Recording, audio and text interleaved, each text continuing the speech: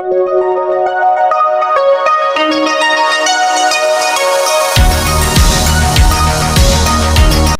everyone, welcome class. So 10th standard CBSE quadratic equation important board exam question based on the speed and time based பண்ணி sums வந்து கேட்பாங்க. So எப்படி solve பண்ணுறது அப்படின்றத நம்ம ஈஸியாக பார்க்கலாம். ஸோ நம்மளோட சேனல் நேம் வந்து டாப் ஸ்கோர் மேத்ஸ். இதுக்கு முன்னாடி வந்து வீடியோஸ் போர்டில் இருக்காது, ஸோ பேப்பர்ஸில் தான் போட்டிருப்போம். மேபி உங்களுக்கு பிடிச்சிருந்தா நீங்கள் லைக் பண்ணி சப்ஸ்கிரைப் பண்ணிக்கோங்க. ஸோ கொஷின் வந்து என்னென்னா, இது CBSE 2017 கேட்ட question, speed of a boat. இந்த கொஷின்ஸ் எல்லாமே ஆர்டிஷமாலேயும் இருக்கும் ப்ளஸ் ஆர்எஸ் அக்ரவாலியும் இருக்கும். So you can go with that and எப்படி சால்வ் பண்ணுன்ற எல்லா மெத்தட்ஸும் தான் நாங்கள் இந்த வீடியோஸில் வந்து போஸ்ட் பண்ணுறோம். சி speed of a boat in still water. Still வாட்டர்னு என்னென்னா, தண்ணி வந்து நார்மலாக டவுன் ஆகி டவுன் ஸ்ட்ரீம்லேயும் போகாமல், இல்லை மேலே கீழே இருந்து மேலே நம்ம அப் ஸ்ட்ரீமில் ஏறோம் அப்படின்னா, நார்மலாக வாட்டர் மேலே இருந்து கீழே இருந்துட்டு இருக்கு, அதுக்கு ஆப்போசிட்டாக ஏறினா அது அப் ஸ்ட்ரீம். டவுன் ஸ்ட்ரீம்னா ஒரு இடத்துல கொஞ்சம் பள்ளமாக இருக்குது, தண்ணி கீழே போகுது, அது கூட சேர்ந்து நம்மளும் ட்ராவல் பண்ணால் அது டவுன் ஸ்ட்ரீம். இப்போ கொஞ்சம் பள்ளமாக இருக்கிற இடத்துல தண்ணி கீழே போயிட்டு இருக்கு, அது எதிர்க்கு நம்ம ஏறணும்னா அது அப் ஸ்ட்ரீம். ஸோ அப் ஸ்ட்ரீம் டவுன் ஸ்ட்ரீம் ரெண்டுத்தையும் கரெக்டாக நீங்கள் பார்த்துக்கணும். அண்ட் இது ஸ்டில் வாட்டர் அப்படின்னா நார்மலாக ஒரு இடத்துல தண்ணி இருக்கும், அந்த தண்ணிக்கு வந்து எந்த ஒரு ஓட்டமும் இருக்காது. ஸோ அப் ஸ்ட்ரீம் டவுன் ஸ்ட்ரீம் எதுவுமே இருக்காங்க, அப்படியே வந்து சாலமே இல்லாமல் இருக்கிறது தான் வந்து ஸ்டில் வாட்டர். அந்த ஸ்டில் வாட்டரில் ஸ்பீட் ஆஃப் த போட்டோடைய ஸ்பீட் வந்து 15 km/h. It can go 30 km. So 30 km வந்து போகும் அப்படின்றாங்க.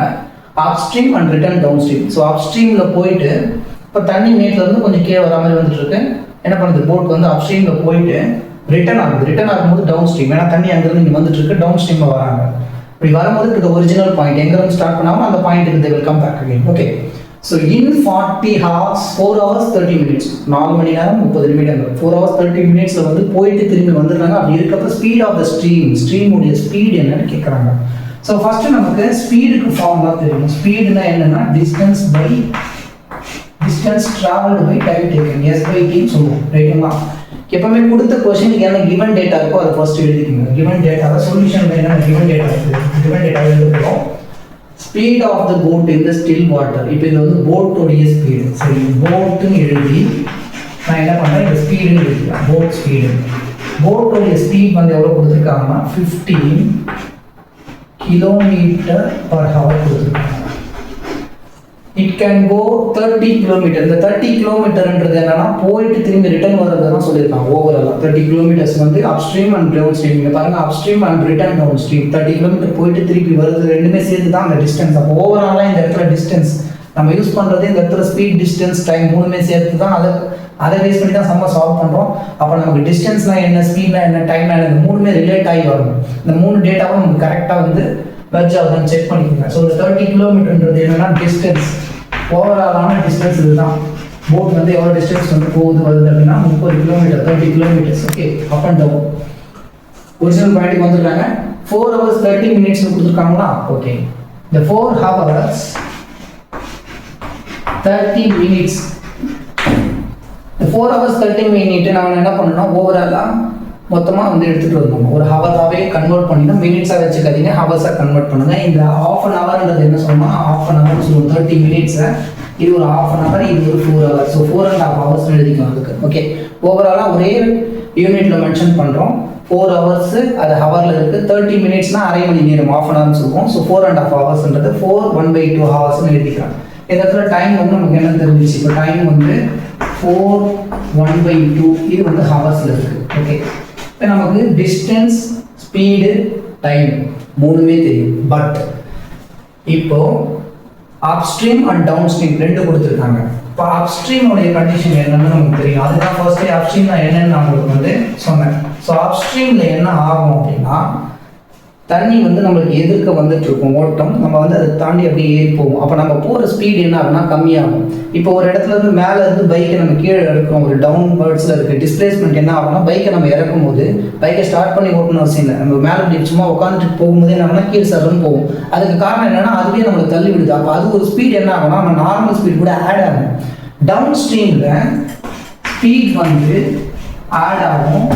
அப்ஸ்ட்ரீமில் எதிர்நோக்கி நம்ம போகிறோம், ஆப்போசிட்டில் போகும்போது நம்ம போகக்கூடிய ஸ்பீட் வந்து என்ன, பிரிட்ஜ் ஏறும்போது நம்ம ஏறுற ஸ்பீடு கம்மியாகும். அப்போ என்ன ஆகும்னா ஸ்பீட் வந்து மைனஸ் ஆகும். ஓகே, இந்த கண்டிஷன் நான் வச்சுருக்கோம். இப்போ அப்ஸ்ட்ரீமில் இந்த ஸ்பீடு என்ன ஆகும் அப்படின்னா கம்மியாகும். ஆனால் எனக்கு அந்த ஸ்பீடு அந்த எதிர்க்க வரக்கூடிய அந்த நீரோட்டம் அந்த ஸ்ட்ரீம் வந்து நமக்கு எவ்வளோ ஃபாஸ்ட்டில் வருதுன்னு நமக்கு தெரியாது. அப் ஸ்ட்ரீம் டவுன் ஸ்ட்ரீம் கொடுத்துருக்காங்க. ஸ்டில் வாட்டர், இந்த வாட்டருடைய ஸ்பீட் என்னன்னு தெரியாது.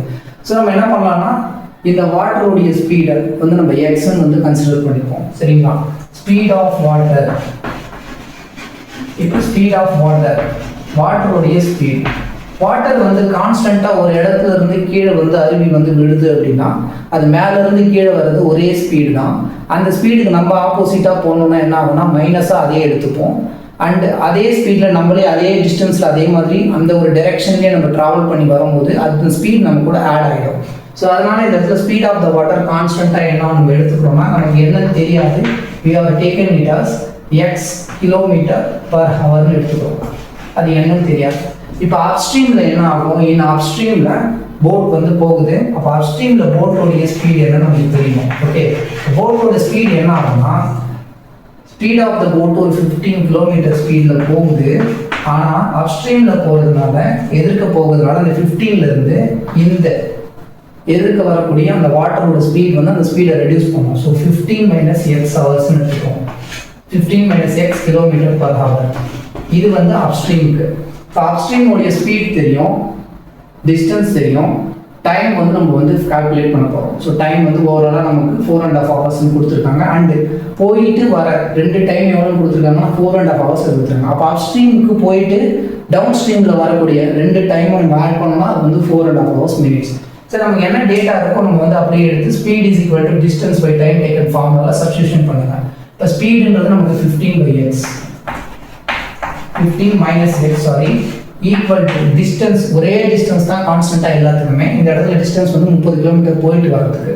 ஸோ இந்த 30 km டிவைடட் பை டைம் வந்து எவ்வளோ நேரம் எடுத்துருக்குன்னு சொல்லியிருக்காங்கன்னா 4 hours. அந்த டைம் வந்து 4 hours 13 minutesன்றது என்னன்னா அப் அண்ட் டவுனில் இருக்குது, மேலே போயிட்டு கீழே வரதுக்கு ரெண்டுத்துக்குமே. அப்போ நம்ம போகிற டைம் என்னன்னு நமக்கு தெரியாது. So we are considering it as t.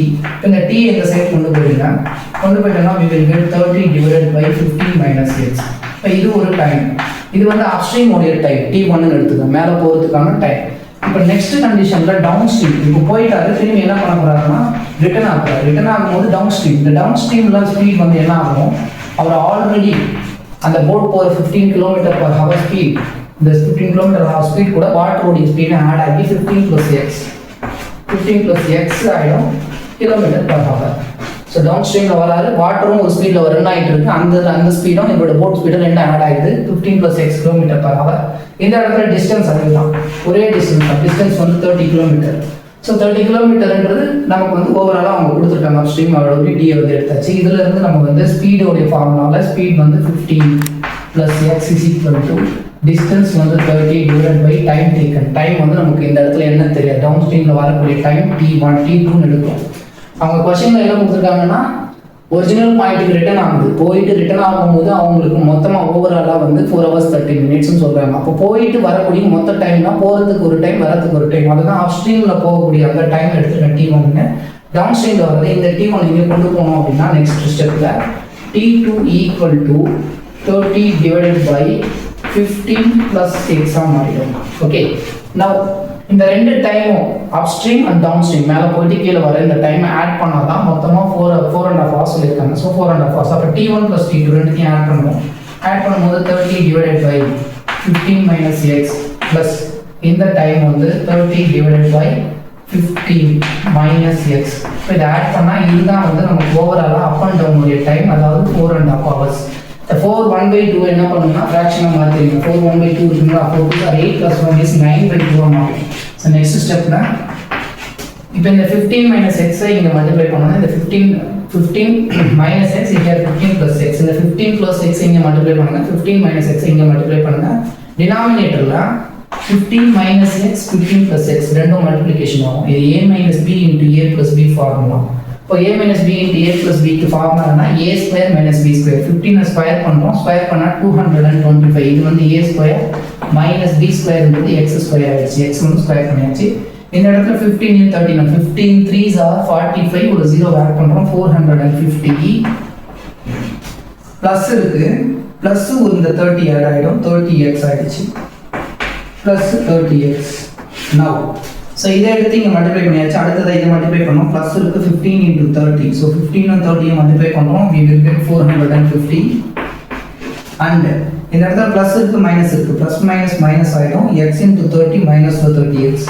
இதோடைய வேல்யூ வந்து ஈக்குவல் டு இது 30x. ஸோ ஈக்குவல் டு இந்த 4 1/2 நம்ம என்ன கன்சிடர் பண்ணுறோம், ஃப்ராக்ஷனாக மாற்றிட்டோம் 9/2 ரவுண்ட் ஆஃப் பண்ணி. ஓகேங்களா?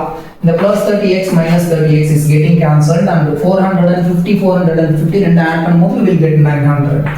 ஸோ ஹியர் 900 டிவைடட் பை இந்த டிவைடில் இருக்கிறத நீங்கள் இந்த சைடு கொண்டு போனீங்கன்னா 9 கூட மல்டிப்ளை ஆகும். ஓகேங்களா? ஒரு 9 இங்கே இருக்குது. இந்த 225 மைனஸ் எக்ஸ் ஸ்கொயர் இந்த டினாமினேட்டரில் இருக்கிறது இங்கே போய் மல்டிப்ளை ஆச்சு. இந்த 2 டினாமினேட்டர் இந்த சைடு கொண்டு வரும்போது இங்கே 2 வந்து மல்டிப்ளை ஆகிடும். So 2 into 900. 2 900 மல்டிப்ளை பண்ணுறோம். 1800. 2 9s are 18, double zeros வரும். ஈக்குவல் டு 9,225 மல்டிப்ளை பண்ணுவோம். So 225 into 9. 9 5s are 45, remainder 4. 9 2s are 18, 20, 22, remainder 2. 18 plus 2 will become 20, 25. So ரெண்டு மல்டிப்ளை பண்ணும்போது we will get 20, 25. 2025 minus 9 into x square, 9x square minus வந்துச்சு. இந்த minus 9x square left hand side கொண்டு வாங்க. plus 9x square equal to இங்க இருக்க 20, 25 அப்படியே வச்சுக்கோங்க. 2025 இந்த 1800 இந்த சைடு கொண்டு வந்தோம்னா மைனஸ் 1800. 2025ல இருந்து ஒரு 1800 மைனஸ் பண்ணுறோம். மைனஸ் பண்ணும்போது இந்த இடத்துல 2 20 minus 18 become 225. ஸோ நமக்கு 9x square உடைய வேல்யூ 225. x square மட்டும் நமக்கு வேணும். ஸோ 225 divided by இந்த 9 கொண்டு வந்துடும் கீழே. ஸோ 9 கொண்டு வந்துட்டு நம்ம டிவைட் பண்ணணும். இப்போ டிவைட் பண்ணும்போது என்ன வருதுன்னு செக் பண்ணணும். So 9 2s are 18, 9 3s are 27 ஆயிடுச்சு. ஸோ 9 2s are 18 போட்டுருவோம். போட்டாச்சு. அடுத்ததான் 18 போயிடுச்சுன்னா மிச்சம் இங்கே ஒரு 2 அங்கே ஒரு 2 இருக்கும். 45. 9 5s are 45. x ஸ்கொயர் உடைய வேல்யூ 25. நமக்கு x மட்டும் வேணும். அப்போ ஸ்கொயர் ரூட் எடுக்கணும். இந்த 25 ஸ்கொயர் ரூட் எடுத்தோம்னா 5. ஆன்சர் வந்து ப்ளஸ் ஆர் மைனஸ் 5 வரும். பட் ஸ்பீட் வந்து எப்பவுமே நெகட்டிவ்ல இருக்காது. அவங்க ஸ்பீட் ஆஃப் த ஸ்ட்ரீம் தான் கண்டுபிடிக்க சொல்லியிருக்காங்க. இது வந்து 5 வந்துருக்கு. இந்த 5ன்றத ஸ்பீடுன்னு சொல்லியிருக்கிறதுனால ஸ்பீட் எப்பவுமே கிலோமீட்டர் பர் ஹவர்னு இருக்கும். ஸோ நீங்கள் இந்த இடத்துல யூனிட் ஆஃப் ஃபைனலாக கிலோமீட்டர் பர் ஹவர் மென்ஷன் பண்ணுறீங்க. ஸோ இதுதான் அதுக்கான answer. And thank you so much for வாட்சிங். நம்ம சேனலை சப்ஸ்கிரைப் பண்ணாதவங்க சப்ஸ்கிரைப் பண்ணிக்கோங்க. உங்கள் ஃப்ரெண்ட்ஸ் எல்லாருக்கும் ஷேர் பண்ணுங்கள்.